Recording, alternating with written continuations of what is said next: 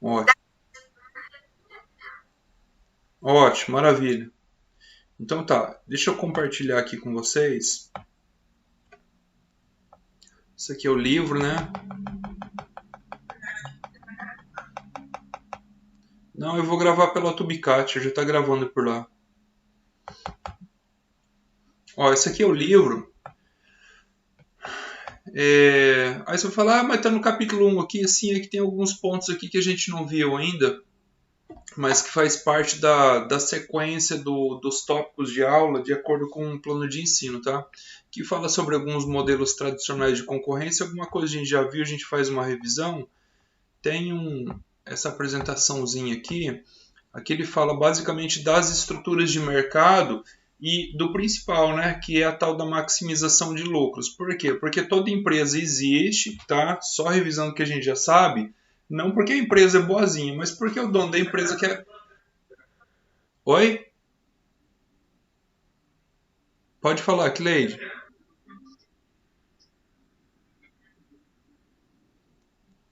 Tá travando? Marton, travou aí para você também? Tá tranquilo? Tá. Bom, vão falando aí para mim. Melhorou, Cleide? A Cleide, melhorou? É, mas depois eu vou disponibilizar lá também. Ó, então tá, das estruturas de mercado, a gente vai ver algumas, certo? E qual que é a ideia aqui? É entender que toda empresa existe, independentemente da estrutura que ela está localizada, ela só existe porque o dono da empresa quer ganhar dinheiro, ele quer ter lucro. E o mais é preferível a menos, isso é uma máxima da microeconomia. Então, se o mais é preferível a menos, ele não quer apenas ter lucro, ele quer maximizar o lucro. A empresa sempre vai desejar obter o máximo nível de lucro possível, tá? Então, das estruturas de mercado que a gente pode ver, a concorrência perfeita a gente já viu, né? Que de perfeito tem só o nome, porque como já foi falado, a concorrência perfeita ela pressupõe algumas características. Uma delas é que o bem é homogêneo. Para falar em bem homogêneo, só se a gente considerar um hortifruti, tipo um alface, aí você vê que todo mundo está vendendo a mesma coisa. Fora isso, as empresas elas se diferenciam por algumas peculiaridades. E aí, por isso que surge a economia industrial, né, com uma nova estrutura de mercado, né? Olha só, no passado tinha somente a concorrência perfeita e tinha o monopólio. Por exemplo, tinha um monte de empresa produzindo e vendendo um produto parecido, e aí elas iam brigar por preço no mercado para poder ganhar fatia de mercado. E tinha também o cara que era o monopolista, era só ele que produzia aquele bem ou aquele serviço naquela região e por isso ele colocava o preço que ele queria, né? Ele ia estrangulando a população, os consumidores ali, até que as pessoas, caramba, começar a se rejeitar, né, por algum motivo ou outro, tentar ficar sem, e daí por ali ele parava de aumentar o preço, ou seja, ele tinha lá um certo poder de preço no mercado, um grande poder de preço, né? E aí, então, veio a concorrência monopolística. Por que a concorrência monopolística, tá? Vamos falar que essa concorrência monopolística aqui seria um intermediário entre a concorrência perfeita e o monopólio. Por quê? Assim como na concorrência perfeita, na concorrência monopolística você tem um grande número de empresas, tá? Muitas empresas. É livre a entrada e é livre a saída de empresas nesse mercado a qualquer momento. Só que, já que a ideia é a maximização de lucro, com o advento da tecnologia, à medida que o tempo foi passando, o que as empresas começaram a perceber, algumas delas? Olha, eu posso pegar esse produto, eu posso trazer alguns incrementos, algumas melhorias nele, de forma tal que eu consiga abarcar um grande contingente de consumidores neste mercado. E por isso eu vou conseguir cobrar um valor até um pouco mais alto em relação aos meus concorrentes. Essa é a ideia de concorrência monopolística. Por exemplo, falando em tecnologia, empresas de tecnologia, nós temos pouquíssimas marcas que dominam o cenário, o mercado mundial de aparelhos celulares, de smartphones, tá? Basicamente umas duas ou três, tá? coisa que no passado nós não tínhamos. Isso é um exemplo de concorrência dessa natureza. Por quê? Porque você tem um produto que ele faz, teoricamente falando, tecnicamente falando, desse mercado aqui, de concorrência perfeita. Nada impede que uma outra empresa venha entrar e produzir esse produto, só que as pessoas se especializaram de tal forma que elas conseguiram ganhar muito mercado de acordo com algumas especificidades desse produto. Tá? Conseguiram melhorar muito o produto, trazer muita tecnologia, incorporar esse aparelho, de forma que agora elas conseguem dominar o mercado muito grande. Vocês estão mais ou menos entendendo, gente? Tá? Elas têm um produto que faz parte do mercado da concorrência perfeita, nada impede que outra empresa venha entrar nesse mercado, só que elas conseguem dominar o mercado e conseguem até impor preço, inclusive. Estão entendendo? E acaba que você... Na prática, no final das contas, a gente vê poucas empresas nesse mercado, tá? E o oligopólio não vem ser muito diferente, né? O oligopólio é uma situação onde você tem poucas empresas aí, por exemplo, no cenário nacional, oferecendo produto, e aí ele também vai ter um certo poder de preço, né? Nesse mercado, né? Professor, Oi. por que a indústria de carro brasileira não vai muito para frente? Tipo, eles tentam abrir, logo fecha. Concorrência pouca ou falta de, sei lá, construtor por produto? Não, é que o custo de produção é muito alto, Adriane. O custo de produção é muito alto. Aí, do ponto de vista da geração de lucro, que vai se dar pela diferença entre receita e custo, sai mais em conta importar. Você entendeu? Igual o meu pai de uma empresa, fabricava trator brasileiro, acho que é o CBT, uma coisa assim. Eles faliram, parece que na época do Collor. Eu lembro. Eu era criança. Então, o custo de produção é muito alto. Falta incentivo, uma série de coisas. Uma série de coisas. Tá? Devido a algumas características aí, os próprios empresários acabam ficando meio assim, poxa, eu acho que eu não vou entrar nesse mercado, né? Ele começa a ver um monte de burocracia, ele começa a ver um monte de barreira, ele começa... não barreira, entrada. Barreira que ele mesmo vê como limitação para ele entrar. Caramba, ali é meio burocrático aquele mercado, é difícil de trabalhar, o custo de produção é muito alto, né? Existem alguns fatores que limitam o próprio empreendedor de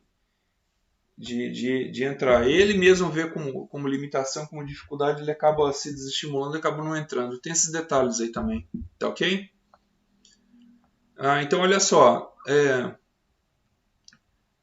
Aqui a gente vê, por exemplo, número de empresas que compõem esse mercado, tipo de produtos, se as firmas fabricam produtos idênticos ou diferenciados, tá?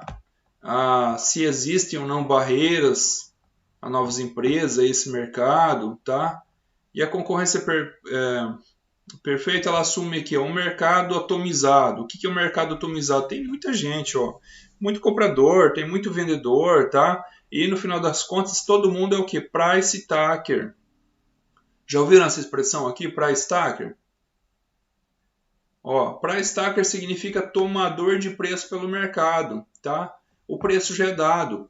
Ou seja, você é mais um que vende o mesmo produto. Então, qual que é o preço de mercado? Não adianta você querer fugir dele e cobrar mais que você não vai vender. Ou você vende pelo preço de mercado ou você não vende. Exemplo, pão francês. Qual que é a média de preço de um pão francês? Sei lá, R$1.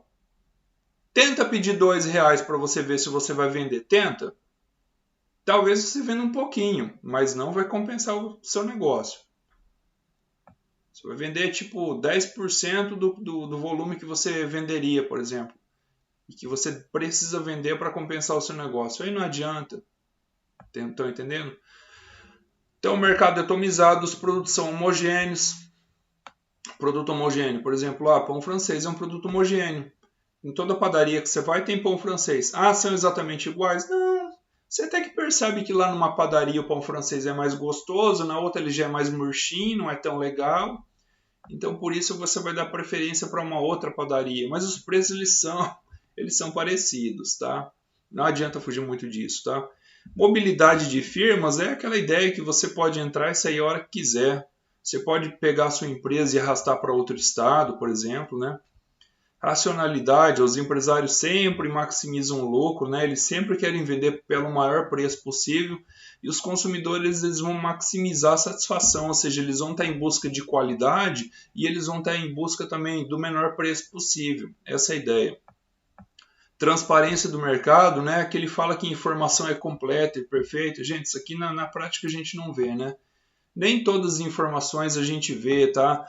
Por exemplo, principalmente, você está comprando um pão francês, você conhece todos os custos de produção daquele pão francês? Não. O concorrente dele tem uma ideia, tá? Mas não que sejam necessariamente os mesmos custos, tá bom? Isso aqui é um quadro resumo só, tá? No curto prazo, tá? A gente vê isso aqui, o lucro é a diferença entre a receita e o custo.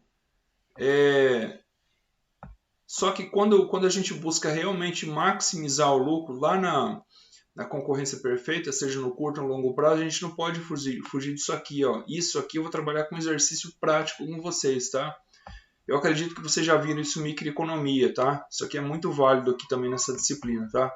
A receita marginal, que é basicamente a receita que o vendedor consegue, o empresário consegue com a venda de uma única unidade, ela vai ser exatamente igual ao custo de produção dessa unidade adicional.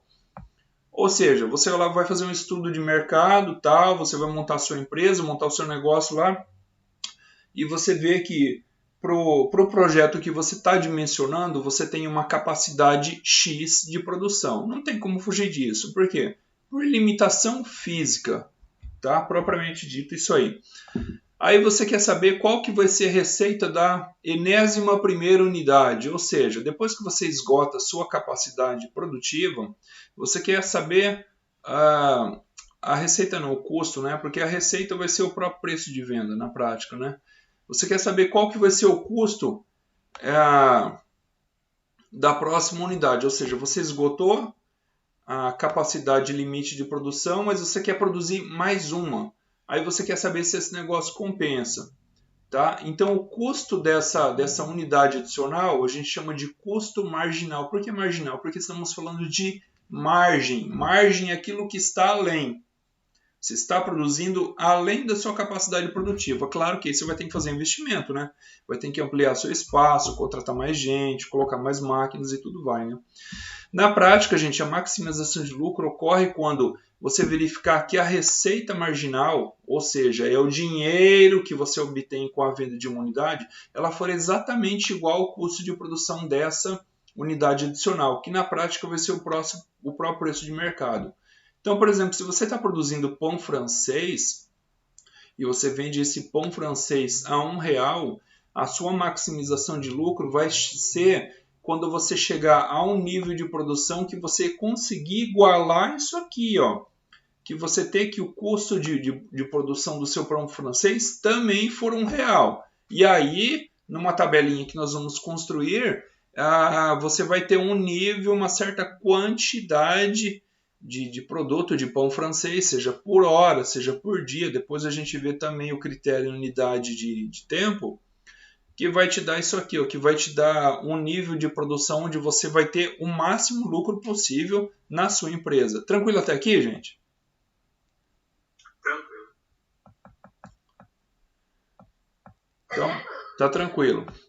Então, gravem isso aqui, vocês vão levar isso aqui pro resto da vida de vocês, ó. Receita marginal. Passo. Receita marginal é igual ao custo marginal. Receita marginal vai ser igual ao custo marginal, tá certo? Vamos descer mais aqui. O monopólio, gente. O monopólio já foi falado. Vamos revisar aqui. O que é monopólio, né? Mono significa um. Pólio significa mercado. Ou seja, é apenas um fornecedor, né? Apenas um cara que fornece a mercadoria, o produto ou serviço, né? Bom, esse monopólio ele pode ser do tipo natural, ó, devido à alta escala de produção requerida, exigindo um elevado montante de investimento. A empresa, já estabelecida em grandes dimensões, tem condições de operar a baixos custos. Ou seja, devido a uma certa limitação técnica e também financeira de demandar um alto investimento inicial para construir esse negócio aqui, naturalmente vai surgir uma empresa aí e só ela que vai ficar. Vou dar um exemplo para vocês, os próprios serviços de abastecimento de água.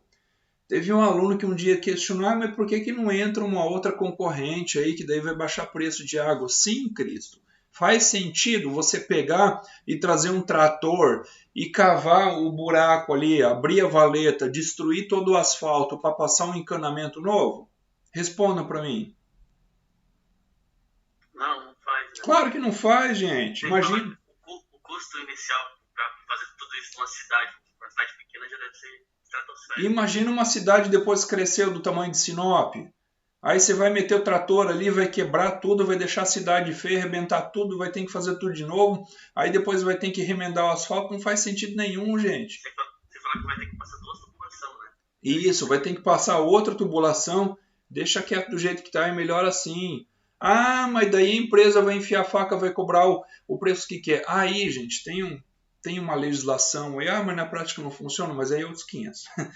Que é o tal do preço regulado, gente, tá? Existem 2 tipos de preço, tá? Não faz parte da aula aqui, do conteúdo, mas eu já falo para vocês, tá? Tem o preço livre, tem o preço regulado. Ah, professor, o que é o preço livre? É o Marton montando a sua padaria e vendendo pão francês, e a Adriene montando o hortifruti vendendo alface, e eu com o meu hortifruti, ou a minha padaria que seja, e a gente vai ali disputando fatias de mercado, e pelo critério da mão invisível do Adam Smith, o mercado ele vai tender um ajuste. Sim ou não? Vocês já viram isso, né? O preço é livre. Ah, mas Adriene, qual que é o preço de mercado do alface? É R$3. Aí a Adriene vai falar, eu só vendo se for por 10. Oi? Aqui na cidade dos meus pais, a gente paga 5 pila o pacotinho de alface. Tá caro, hein? Tá caro. Encareceu muito o custo de produção. Então, Adriene, você pode até pedir R$10, ué. O produto é seu, o preço é livre. Assim como se você quiser vender R$1, seu concorrente vai ficar pé da vida com você, mas o preço é livre. Até porque eu quero entrega aqui em casa. Então.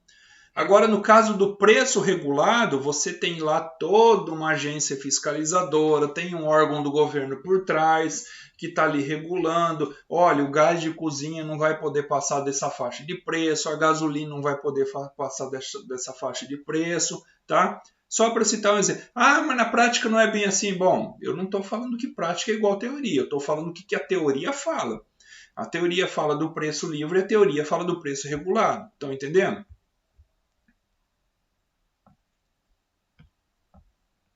Então, por que eu falei esse negócio de preço livre e preço regulado? Porque a gente está falando de monopólio natural. A gente deu o exemplo da empresa de abastecimento de água. Ah, mas só tem ela, né? Daí por ela ser um monopólio, ela vai me enfiar a faca. Não, não é bem assim. Não é bem assim. Geralmente, então, tipo assim, os monopólios regulados, é aquele serviço que é essencial à população? Porque sempre ou a empresa ela vai produzir para vender um bem ou um serviço, tá? No caso do monopólio, geralmente ele está atrelado a alguma coisa que seja realmente essencial, tá? Porque a água é uma coisa que vive sempre. Não tem como. O gás de cozinha também é uma coisa que o preço pode mudar, a gente vai continuar consumindo. Todo mundo precisa de gás de cozinha, todo mundo depende disso, né, Adriane? Só que só tem uma empresa que produz gás no Brasil. E aí? Como que faz? É só Petrobras? Mas não tinha mais uma. Mas tem mais, só que é tudo agregado dela, Adriane. Em última instância, quem manda é a Petrobras e pronto. Você está entendendo? Por isso que eles falam que tem que vender a Petrobras, tipo, que ela, como estatal, ela tira a concorrência de preço? Não necessariamente, não.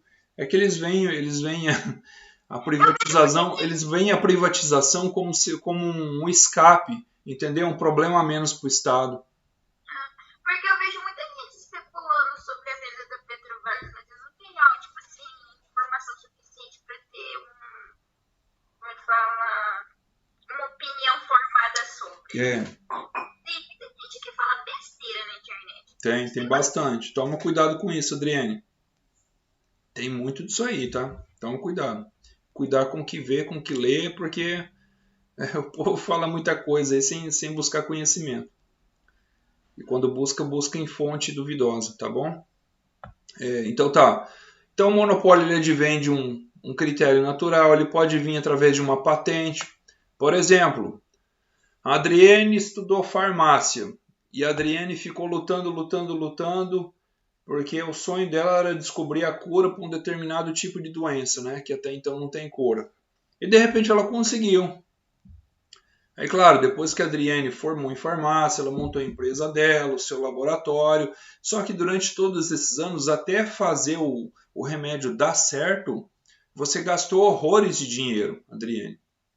Aí você conseguiu, deu certo. Só que não é simples assim, beleza, eu descobri a cura para essa doença aqui, agora eu sou proprietário do medicamento, eu vou vender ao preço que eu quero. Primeiro você vai ter que registrar a sua marca. Você vai lá registrar o seu produto e além de registrar o seu produto, você vai registrar a marca do seu produto. Certo? E juntamente lá com o seu laboratório ou o laboratório que vai produzir, não tem problema. O que o governo faz? Um órgão do governo aqui no Brasil, o INPI, que é o Instituto Nacional da Propriedade Industrial, ele vai te dar o direito, a exclusividade de produzir esse bem. Aí vem o Martin e tenta copiar, tenta, para você ver o BO que não vai dar para o seu lado. Por que vai dar esse BO? Porque a Adrienne já registrou a patente, o governo entende que esse produto é da Adrienne, ninguém mais pode produzir. Olha só, até que pode, ela pode... De repente o Martin ele tem uma empresa e chegou, Adrienne, licença, tá? Você permite eu produzir? Permito sim, você me paga tanto a cada produto produzido aqui em royalties e eu deixo você produzir. Mas de qualquer forma o produto é da Adrienne. Oi? Claro, tá? Mas por que é monopólio? Porque ele é seu. Ele é seu, aqui só tem você produzindo. Isso, exatamente. Exatamente, tá certo? Então tem a patente, tem o controle de matérias-primas chaves, olha aqui. A bauxita, tá? A bauxita é uma pedra. É da onde que vem o alumínio. Eu sei que é um mineral, que é desse mineral que se extrai o alumínio. Olha aqui, ó. Pelas empresas produtoras de alumínio, tá? A Vale do Rio Doce, por exemplo, né? Aqui no Brasil. Aqui tem um monopólio estatal, né, protegido pela legislação, normalmente em setores estratégicos de infraestrutura. E por aí vai, só para citar alguns exemplos, tá? Vamos lá, gente. No caso do monopólio, o que difere? Bom, ele também vai buscar a maximização do lucro, também se dá nesse ponto onde a receita marginal é igual ao custo marginal. Por que isso? Porque isso aqui é matemática e não tem como fugir, gente. Não adianta. O melhor resultado para a empresa, o melhor vai se dar aqui, ó. Receita marginal é igual ao custo marginal, tá certo? Só que o monopólio, diferente da concorrência perfeita, aqui ele vai ter uma limitação na produção. A concorrência perfeita não tem? Claro que tem. Nós vamos ver lá que também tem essa limitação, só que aqui no monopólio é diferente. Aqui no monopólio, ele acaba produzindo uma quantidade abaixo do que ele poderia produzir. Quer dizer que tem um jogo por trás disso? Infelizmente tem. E ele acaba ofertando um volume abaixo daquilo que seria o volume que a concorrência perfeita ofertaria. Ele consegue pedir um preço maior ofertando menos. Olha só que coisa complicada, né, gente? Aí é que vem a tal da ineficiência do monopólio. É um problema, né? Mas fazer o quê? O monopólio tem que ter, Fazer o quê? O que mostra que esse mundo nosso aqui ele não é perfeito, não. Tem muito problema aí, né? Serviço de água não pode ser ofertado por duas empresas, é só uma, é monopólio. Ineficiência. E claro que tem casos e casos, né? Puxa, ela não vai falar assim, eu vou fechar a torneira e agora vai ficar todo mundo sem água, tá? Mas tem alguns critérios aí. Pessoal, quanto ao curto prazo e longo prazo, para ambas as empresas, olha só, no curto prazo, a gente tem que... pelo menos um custo vai ser fixo, pelo menos um. E os demais custos variáveis. Não quer dizer que você vai ter só um custo fixo no curto prazo. Você pode ter 2, você pode ter 3. Vou dar um exemplo de custo fixo. O aluguel que você paga é um exemplo. A mensalidade lá do escritório de contabilidade também é um custo fixo. De repente, se você paga seguro para os seus funcionários, é aquele valor fixo por mês, porque ele é um valor baseado em salário, o salário ele é fixo, tá? Só para citar alguns exemplos, tá? Só que quando a gente analisa o longo prazo, tudo varia, nada mais é fixo, tá? O monopólio tem também esse outro problema aqui, ó, que é chamada discriminação de preço. O que é isso? Pode acontecer do monopólio conhecer os preços de reserva dos seus clientes, tá? Então vamos supor aí que tem uma empresa que está vendendo para outras 3, 4, 5, 6 empresas ou mais empresas, mas que de algumas dessas empresas clientes ele conhece o preço de reserva. O que é o preço de reserva, gente? Depois vocês olham lá no capítulo 1 do livro de microeconomia do Vale. Oi? O preço de reserva é o quanto eu tenho para comprar, o valor máximo que eu estou disposto a pagar. Exatamente. Palmas para você, Adriane. É o valor máximo que você está disponível a pagar por aquele produto que você está interessado em comprar. Tá? Então, se o monopolista ele conhece os preços de reserva de alguns dos seus clientes, ele pode praticar isso aqui, ó, discriminação de preço. Caramba, deu ruim. Deu ruim mesmo.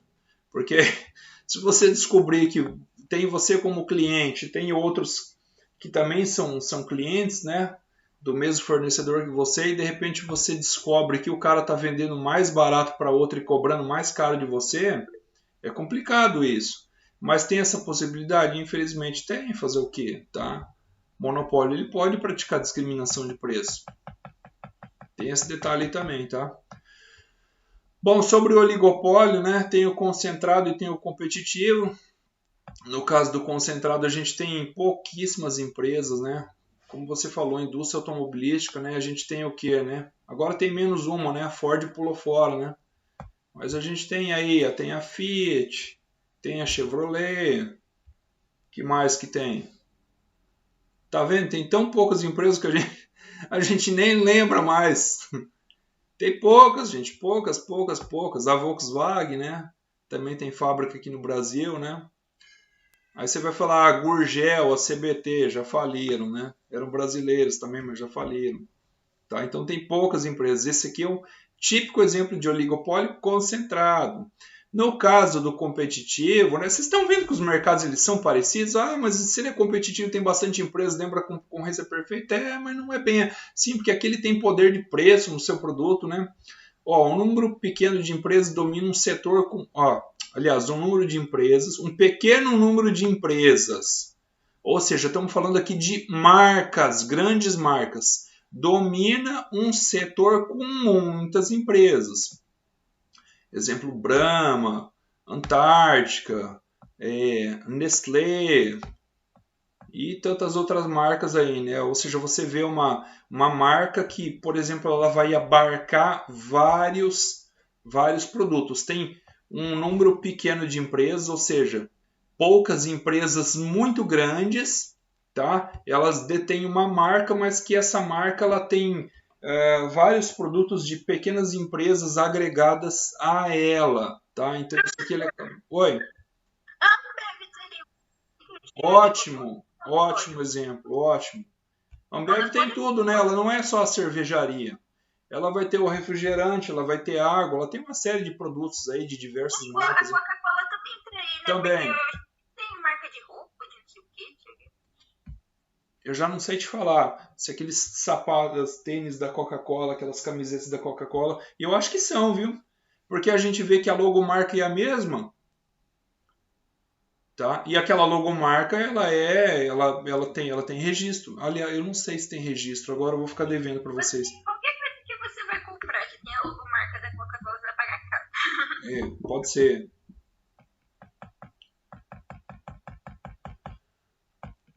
Tá, no caso do oligopólio, né? Oligopólio puro, por exemplo, alumínio, cimento, diferenciado, né? Automóveis, né?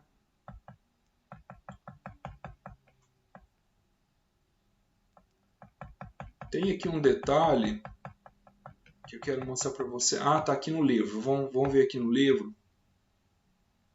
Aqui no livro, aqui, ó, vamos descer. Bom, isso aqui a gente já viu, ó. essas 6 hipóteses aqui da concorrência perfeita, depois vocês leem aí. Tá? E aí você vê que uma delas aqui só é válida só para o hortifruti, por exemplo, né? Aqui, ó, produto homogêneo, que é o H2. Gente, não é homogêneo. Não adianta você querer comparar marcas de carro, eles são diferentes. São diferentes. Os carros não são iguais, são diferentes. Aqui, ó, tá, a receita marginal é igual ao custo marginal, mas vamos ver lá do monopólio, que o monopólio ele tem uma diferença. Ele tem uma diferença que está relacionado à elasticidade preço na demanda. Vocês se lembram do que é elasticidade, né, gente? Que é uma medida de sensibilidade? Sim ou não? Sim. Aqui, ó. Aqui é que está a diferença do monopólio. Como que se forma o preço do monopólio? Bom, a gente aprendeu que o preço ele vai ser igual ao custo marginal. Sim ou não? Por quê? Porque o preço do produto ele é a receita marginal. Se a receita marginal é igual ao custo marginal, logo a gente vai parar de produzir quando a gente chegar no nível de produção que o custo marginal, certo? O custo daquela unidade adicional produzida se igualar ao preço que o monopolista está vendendo. Tá? Só que tem um detalhe bem interessante aqui. Ó. Por quê? Porque não é só isso. Aqui a gente vai ter que fazer essa divisãozinha aqui. Ó. Tá? Divisãozinha pelo quê? O que a gente vai usar como referência, como parâmetro de referência? A elasticidade preço-demanda do monopolista. O que é elasticidade preço-demanda? Eu quero perguntar para o Marco, porque ele disse que já viu isso aqui, né, Marco? A elasticidade preço-demanda vai ser a elasticidade entre a relação do preço e a demanda. Quanto que o aumento do preço vai interferir na demanda e quanto o aumento de demanda vai interferir no preço. Perfeito, Marlon, é isso mesmo, tá? Ou seja, em miúdos, a elasticidade ela vai mostrar para a gente nada mais, nada menos que a sensibilidade de resposta na demanda, de resposta dos clientes em relação a cada aumento unitário no preço. Tipo assim, o preço aumentou 1%. A demanda caiu? Talvez caiu 0,00 alguma coisa por cento. Para o monopolista, dane-se esses clientes que eu perdi. Eu vou aumentar um pouquinho mais o preço. Qual que foi a resposta na demanda? Não caiu quase nada. Beleza, ele vai continuar batendo o preço para cima. Até que, eu vou aumentar um pouquinho mais o preço. Opa, eu aumentei aqui, a demanda já caiu aqui de forma significativa, impactou no meu faturamento, o meu faturamento caiu legal aqui, o meu lucro deprimiu. Não serve. Eu vou voltar para o nível de preço anterior. Vocês estão entendendo, gente? Ô, professor, Oi. mas igual a elasticidade vai ser maior naquele produto que não é essencial, né? Maior? Não, tipo assim, a sensibilidade das pessoas ao preço, por exemplo. Exatamente. Quanto mais o produto que você está adquirindo, ele se aproxima daquilo que a gente chama de essencialidade, tá? Vai haver uma elasticidade menor, uma elasticidade muito pequena. Porque, cara, você precisa daquele produto. Eu vou citar um exemplo aqui, ó. Olha o que aconteceu com o combustível de um tempo para cá. Não subiu bastante? Você continua abastecendo o seu carro do mesmo jeito. Do mesmo jeito. É claro que, poxa, não adianta subir o preço de forma infinita. Tudo tem limite nessa vida, gente. Tudo tem limite. Pensa você, Adriane, que o seu pai faz uso de medicamento controlado. Ele faz.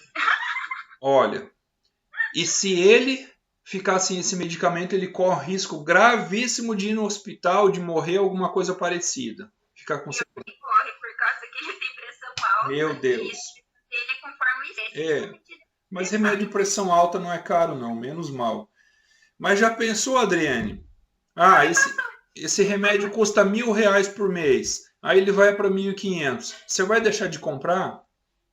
Não. Por quê? Porque é essencial, senão você vai morrer. Então, Adriane, ou seja, eu acho que você mesmo conseguiu responder a sua pergunta, né? Não importa o valor, se for essencial, você tem que comprar. Exatamente. Água, alimento essencial, arroz e feijão. Isso.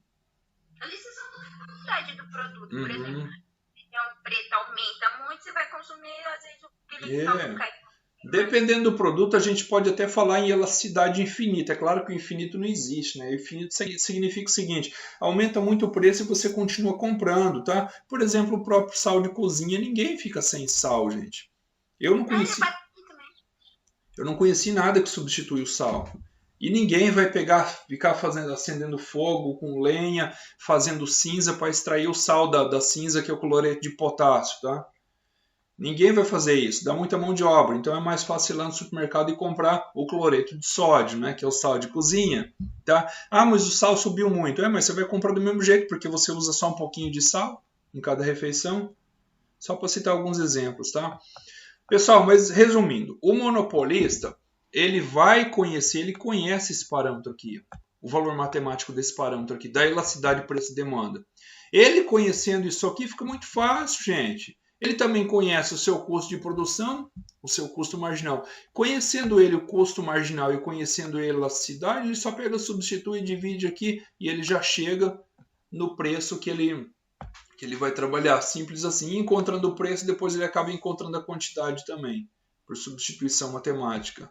Ah, malandro, você vai vender por um preço mais caro e ofertar menos. Vou, eu sou monopolista. Ou você paga ou você paga. A verdade é essa, tá, gente? E aqui vai estar a região de lucro dele. Por exemplo, se na concorrência perfeita ele ofertasse esse nível de produção aqui no monopólio, ele já vai ofertar um nível menor, uma quantidade menor, tá? Tá certo, gente? Aqui fala daquela ineficiência do monopólio que eu falei para vocês, né? Tá bem relacionado a esse poder de mercado, leve em consideração essa elasticidade de preço na demanda, que vai fazer com que ele oferte menos a um preço mais caro. Tá? Isso aí é problema. Coisa que a gente já não vê lá na concorrência perfeita, né? Vamos descer um pouco mais. Pessoal, basicamente é isso, tá? Ele é mais teórico esse capítulo aqui. Depois eu quero ver se eu elaboro uns exercícios para passar para vocês. E eu quero... sim, eu vou passar um exercício prático na planilha, tá? Vocês vão montar um negócio de alguma coisa aí, não sei, já vão pensando. Isso aqui vai ser um trabalho para vocês me entregarem lá no final do semestre, tá? Eu vou passar uma planilha pré-pronta para vocês, para a gente encontrar esse nível de produção que vai maximizar o lucro. Só que a tela para... A gente tem que escolher, então, alguma fábrica, tipo assim, algum produto homogêneo para fazer. Escolhe alguma coisa aí. Alguma coisa que você vai produzir, sei lá, de repente você quer montar uma padaria, você vai produzir pão para vender, beleza. Você quer montar uma sorveteria, beleza. Você quer montar uma fábrica de portas, imagina alguma coisa assim, entendeu? Você vai ter lá um espaço, certo? Físico, você vai ter lá pelo menos um funcionário, você vai ter máquina trabalhando, alguma coisa assim, e você vai produzir para vender. Produzir para vender. Nem que seja trufa em casa, para vender na rua, tá? Nem que seja. Alguma coisinha, você vai produzir para vender. A ideia é a gente descobrir o nível de produção que vai maximizar o lucro do seu negócio, tá? Levando em consideração o que você tem disponível, levando em consideração, Adriane, a sua capacidade produtiva, tá? Mas... eu tô sem pesquisa operacional. O programa lá que você joga as restrição e ele te dá, tipo assim, alternativa melhor de produção. Dá pra fazer também. Hoje tem os programinhas que fazem aí. Mas nós vamos fazer mais simples, a gente vai fazer no Excel, tá? Porque eu quero fazer com vocês essa tabela aqui, ó. Deixa eu mostrar. Uma tabela que está lá no livro. Não sei se vocês já viram. Ela está lá na frente, está lá no capítulo 3. Opa. Tá pesado aquele, difícil de carregar. Opa, já tô lá no 8. Não, vai pra cá, vamos voltar.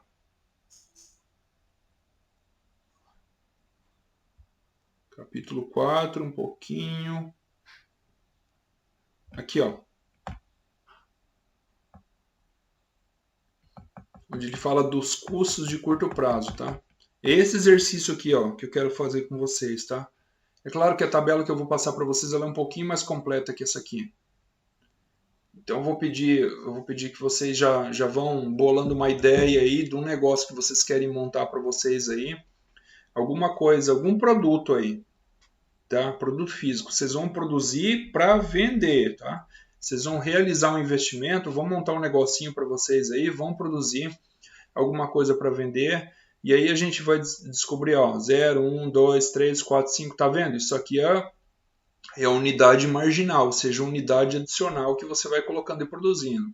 Você vai ter um custo fixo, independente do nível de produção, um custo variável diferente, tá? Por conta de quê? Escala de produção, tá? E a gente vai ver aqui que vai ter um nível de produção que vai dar um custo marginal que vai ser, na prática, igual o quê? Igual ao preço de mercado. Onde é que está o preço? Não está o preço aqui, só tem produto, custo fixo, variável, fixo médio, variável, custo total, custo médio. Nessa tabela não tem o preço, mas na que eu vou passar para vocês lá, tem o campo para vocês preencherem com preço. O preço você sabe que vai ser o mesmo, né? O preço e a receita marginal vai ser o mesmo para qualquer nível de produção. E aí a gente vai chegar num ponto aqui no nível de produção onde a gente vai ter receita marginal, que é o próprio preço de mercado, que vai ser igual ao custo marginal. E é ali que vocês têm que parar de produzir.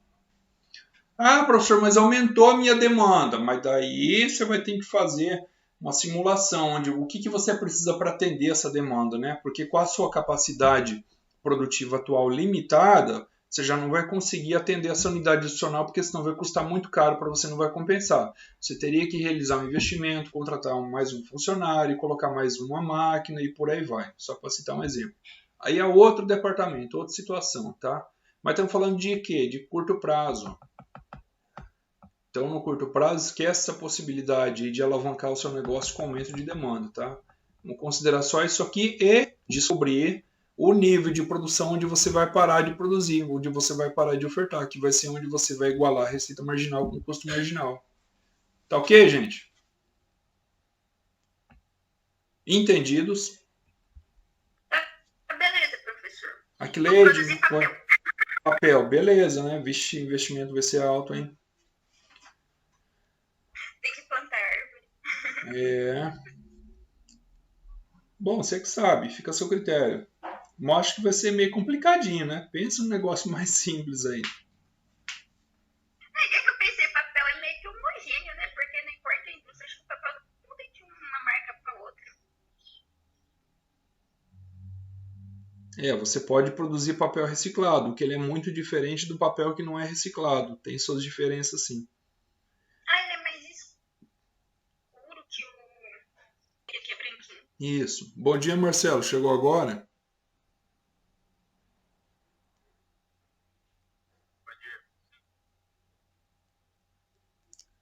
Pessoal, entenderam?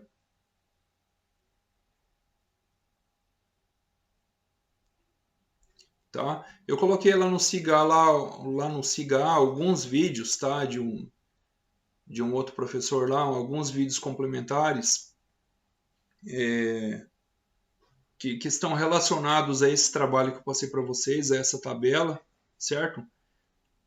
Ele fala dos rendimentos marginais decrescentes, bem interessante, que explica porque a cada nível de produção o seu custo ele vai caindo um pouquinho, né? Está relacionado também àquela ideia de frete que a gente comentou na aula passada, tá? Então assistam aqueles vídeos lá também, bem interessantes aqueles vídeos, e já vão bolando alguma ideia para começarem a trabalhar aí. Depois eu vou passar lá no Cigar a planilha modelo para vocês desenvolver o trabalho de vocês em cima dela, tá ok, gente? Beleza. Professor, o senhor vai passar o slide pra gente, vai, né? Vou sim. Pode perguntar. Eu só concordei, só falei que tá tranquilo. Tá tranquilo? Entendeu, Aquileide? Sim, professor, entendi. Tá tranquilo, tá? Pessoal, obrigado, tá? Por hoje era isso, tá? Me coloco à disposição se tiverem dúvida. Podem enviar mensagem para mim, e-mail, como vocês preferirem, tá? Vou estar à disposição aí de vocês aí para qualquer dúvida dessa disciplina aqui e também para a confecção desse trabalho aqui. Eu quero acompanhar de perto cada um de vocês aí. Tá bom, gente? Obrigado aí, tenham um dia. Beleza, professor. Uma boa semana. Igualmente. Tchau, professor. Pode chamar. Tchau, obrigado, igualmente.